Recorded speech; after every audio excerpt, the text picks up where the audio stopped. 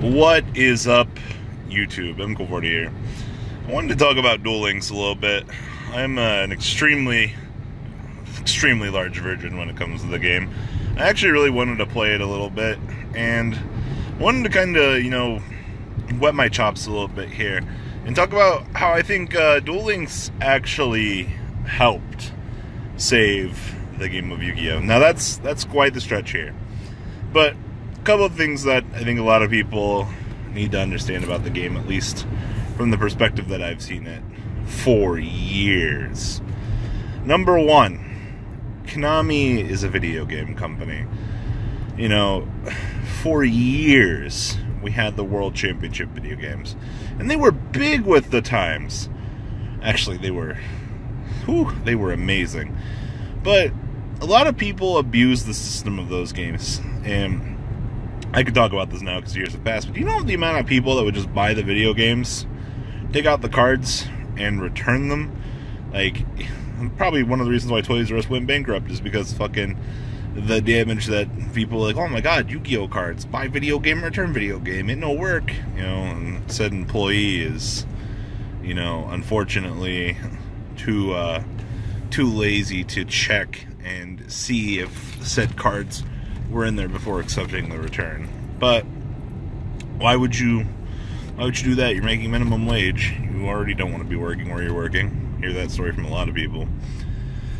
But the video games, I don't know, you have to understand when you look at the way that we've had the structuring and things like that, the video games, they were very welcomed by a lot of people in the community. A lot of people really enjoyed Nightmare to Troubadour. Yu-Gi-Oh! 2008, 2009, they were good, but they always had the same problem. You had to work and get the cards. There wasn't really much of a reward to the system. And that's why everybody would use a fucking Action Replay or Game Shark back in the day to hack the fucking shit out of them because I want all my cards. So I can go to Toys R Us and prove that I'm the Chad of the group. That's just kind of how it went back in the day. And then, of course, natural progress happens. Konami stops making the video games, and there's that void that's being held there.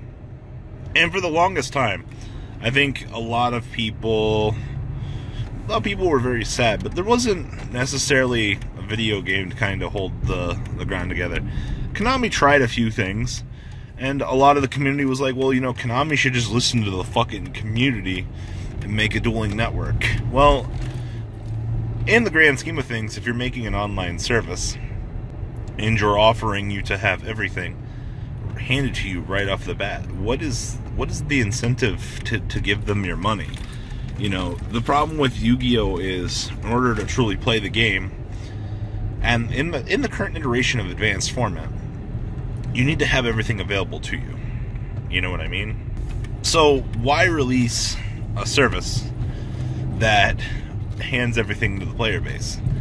And I think that's where the speed format of Duel Links gets rewarded. Not only are you releasing a cell phone game, you're on the newest platform, which is a cell phone. You adapted and you evolved. You now have the ability to make money, which is stab your player base and be like, alright, releasing a new virtual online set, buy this so you can have the newest cards so you can play. And then you back it up with an actual, committed plan. And that was another thing. The old video games, you at least knew that if you were going to be playing them, that there was a championship that you could attend at the end of the rainbow. There was something. And that's definitely something. There is a way to technically get your money's worth on Duel Links, and that is one of the biggest things that I personally consider to the success of it. It's just the fact that there's some candy at the end of the rainbow. You would think that it would be of the utmost of importance to put up some sort of incentive for these things, but like I said, natural evolution, progress, are part of the reason why these games were so successful. On top of Duel Links, Duel Links gives an alternate format to the game of Yu-Gi-Oh! I think that was the thing that it took Konami, 6-7 years to realize. not, if you want people to play another game when you don't want to offer them what they want, you have to create an alternate format that people actually like. And I think that was a great idea with the whole speed dueling thing.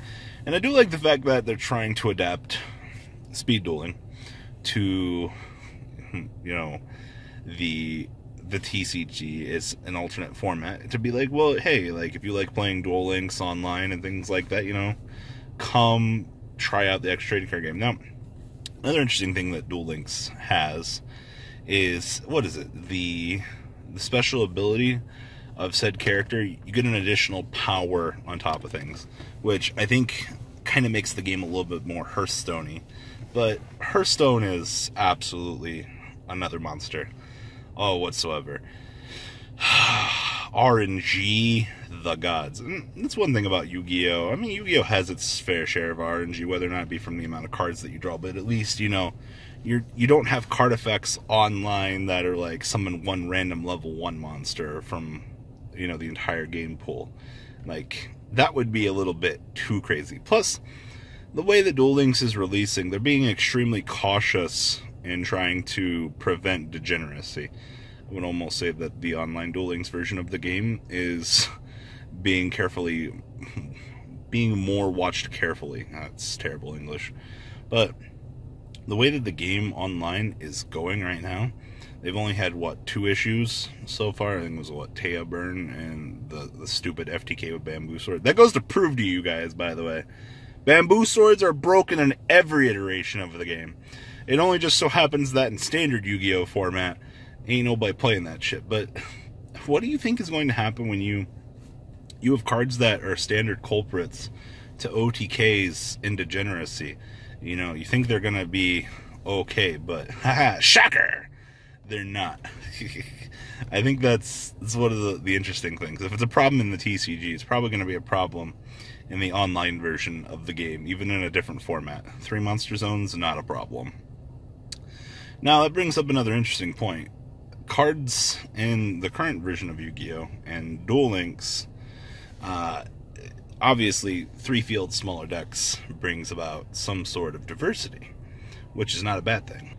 You know, with deck size being smaller, shit like Grass Looks Greener won't be as effective. And summoning Egyptian God cards seems like it would be so much harder with 3 monster zones, because you can't really alternate things. But there are different strategies and things. Obviously, with life points being smaller, a lot of other things that weren't really degenerate in the game get the chance to shine over there. You know, it's different formatting, different things. And once again, that's that advised incentive. You get to do something different with the stuff you have.